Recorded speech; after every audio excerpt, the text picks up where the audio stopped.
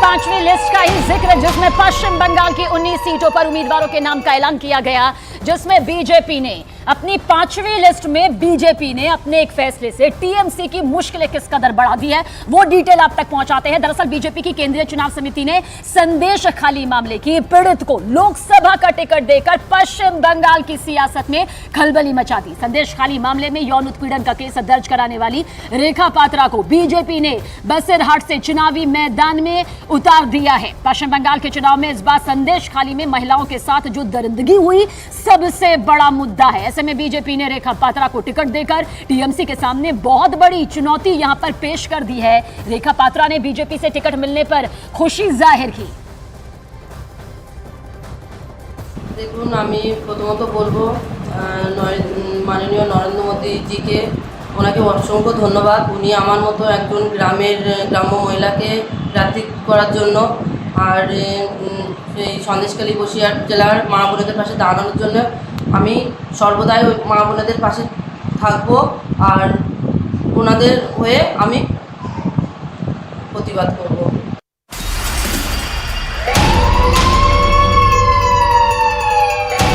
Election धमाका बैरकपुर, जहां से अर्जुन सिंह को टिकट मिला है।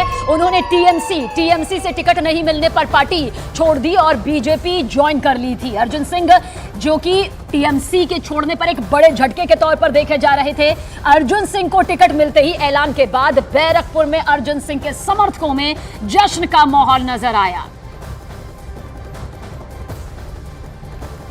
पार्टी ने नॉमिनेट किया है, चुनाव लड़ेंगे, जनता का समर्थन है, जनता का सपोर्ट है। हमारे देश के प्रधानमंत्री, हमारे दल के नेता नरेंद्र मोदी जी का आशीर्वाद मिला, अमित शाह जी का आशीर्वाद मिला, नड्डा जी का, जेपी नड्डा जी का आशीर्वाद मिला, बंगाल बीजेपी का आशीर्वाद मिला। पूर्ण रूप से ये लड़ाई हम लोग लड़ेंगे और जीतेंगे। करप्शन से लेकर, नौकरी चोरी से लेकर, संदेश खाली से लेकर सीएए का मुद्दा, हर मुद्दा छाया रहेगा। ईडी सीबीआई जिस तरह से अपराधियों को खोज रही है, ये भी मुद्दा छाया रहेगा।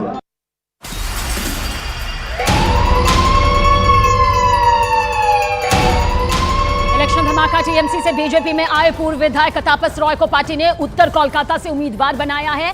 साथ ही तापस रॉय अब तीन बार विधायक अब तक चुने जा चुके हैं और वो पिछले कई महीनों से टीएमसी से नाराज भी चल रहे हैं। उनकी जो नाराजगी है वो सामने भी आ चुकी थी।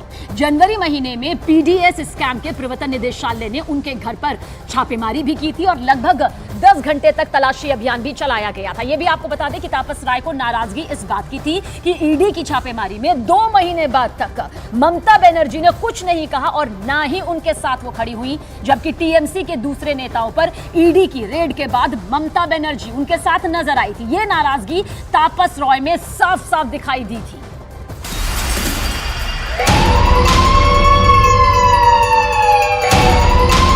और देखिए, वहीं मेदिनीपुर से अपनी उम्मीदवारी पर बीजेपी नेता अग्निमित्रा पॉल ने कहा कि ये उनके लिए बड़े सौभाग्य की बात है, बड़े सौभाग्य की बात है। उन्होंने अपनी पार्टी को धन्यवाद दिया, कहा कि पश्चिम बंगाल में बीजेपी की लड़ाई ममता बनर्जी के खिलाफ है। यहां बीजेपी संदेश खाली के पीड़ितों के लिए लड़ाई लड़ेगी, उन्हें इंसाफ दिलाने के लिए लगातार इसी तरह से आगे बढ़ेगी।